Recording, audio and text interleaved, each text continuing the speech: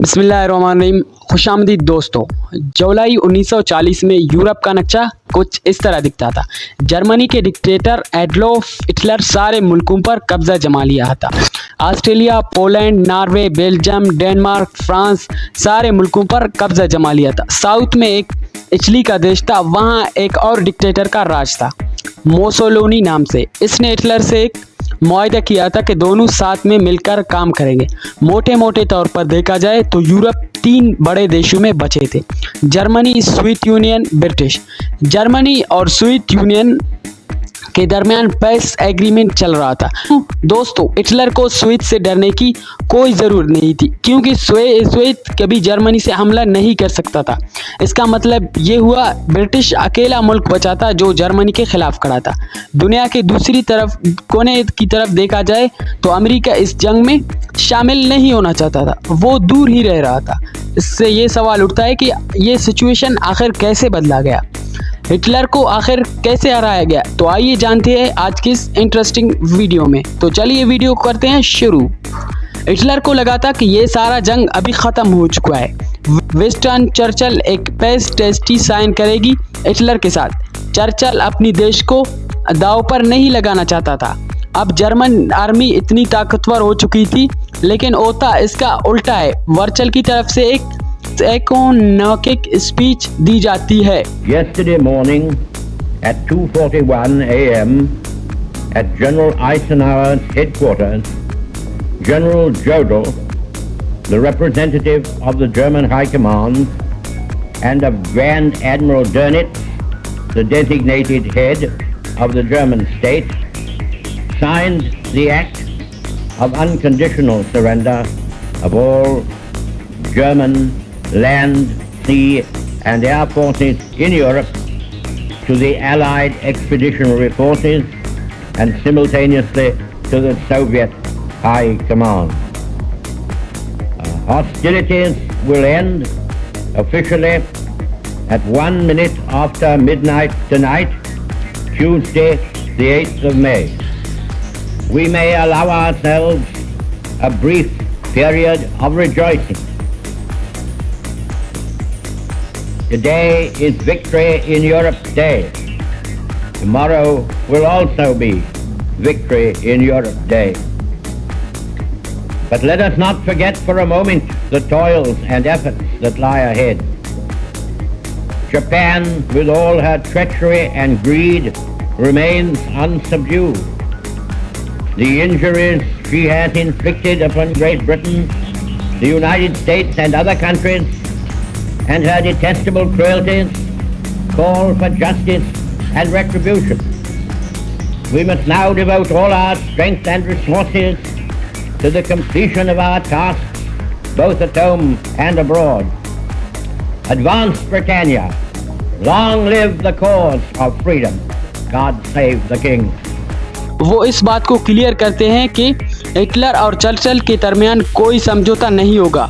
Germany के खिलाफ जो जंग छिड़ी गई है ये जारी रहेगी। हिटलर प्लान करता है कि ब्रिटिश सी लाइन, ब्रिटिश पर हमला करने की। यहाँ पर सोचा जाता है कि कैसे अटैक किया जाए।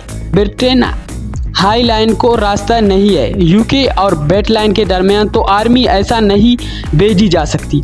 अगर जहाज़ों के ज़रिए कोशिश करेंगे तो ब्रिटिश रॉयल के पास कई जहाज़ें हैं और ब्रिटिश की बनिस्बत ये ठीक नहीं बैठेगा। तो फिर डिसाइड किया जाता है कि हिटलर के दोबारा के एयर स्पेस पर कब्जा जमा लिया जाए और जर्मन एयर फोर्स लुफ्टवाफ के पास 2600 एयरक्राफ्ट से और यूके के पास सिर्फ 700 क्राफ्ट से। इसलिए जुलाई 1940 में हिटलर हवा के जरिए हमले को बोलता है। ब्रिटेन पर जर्मन एयर फोर्स लुफ्टवाफ पर बम गिराकर शुरुआत में इसका मकसद था कि पहले एयरक्राफ्ट, फिर फैक्ट्री, फिर फील्ड और फिर फैक्ट्री को तबाह किया जाए। ब्रिटिश की छोटी एयर फोर्स जो रॉयल 1/4 एयर फोर्स के मुकाबले में पूरी कोशिश करती है और अपनी देश को मुख्तलिफ करने की एक बड़ी टफ फाइट बोलती है, लेकिन एक्चुअली ब्रिटिश को ज़्यादा कोशिश करने पड़ते हैं। धीरे धीरे जर्मन्स रात में हमला करने लगते हैं। ऐसे ही एक रात होती है 24 अगस्त 1940।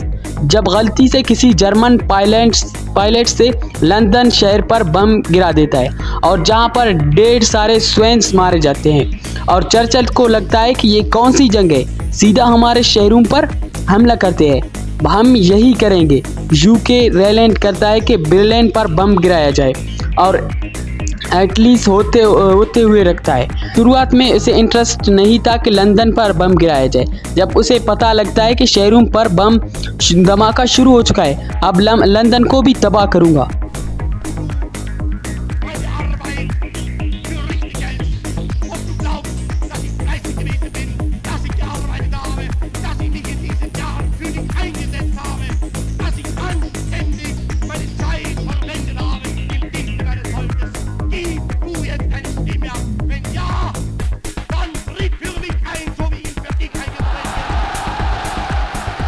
एक 1000 से ज़्यादा फाइट जेट्स एक बार में भेजे जाए और काम को एक दिन में मुकम्मल किया जाए। ब्रिटिश अपनी रॉयल एयरफोर्स को तैयार करता है और इसके पास सिर्फ 630 जहाज़ थे।